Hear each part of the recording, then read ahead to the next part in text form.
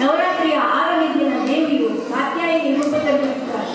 ಕಾತ್ಯಾಯಿನಿ ಎಂಬ ಹೆಸರಿನ ಹಿಂದೆ ಇರುವ ಕಥೆ ಏನೆಂದರೆ, ಬಹಳ ಹಿಂದೆ ಕಥಾ ಎಂಬ ಕಥನ ಋಷಿಗಳಲ್ಲಿಯೇ ಪ್ರಮುಖನಾಗಿದ್ದವನು.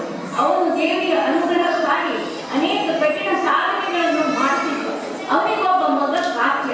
ಕಥನು ದೇವಿಯು ತನ್ನ ಮಗಳಾಗಿ ಬರಬೇಕೆಂದು ಆಶಿಸುತ್ತಿದ್ದನು. ಅವನ ಆಸೆಯನ್ನು ಪೂರೈಸಲು ಕಾತ್ಯಾಯಿನಿಯನ್ನು ಅವತಾರ ಎತ್ತಿದನು. ಅವಳು ರಾಕ್ಷಸ ಸಂಹಾರಕ್ಕೆ ಸಿದ್ಧರಾಗಿ ದೇವಿಯು ಕಾತ್ಯಾಯಿನಿ ಋಷಿಯ ಆಶ್ರಮದಲ್ಲಿ ಪ್ರಕಟಳಾದಳು. ಆದ್ದರಿಂದ ಅವಳ ಹೆಸರು ಕಾತ್ಯಾಯಿನಿ.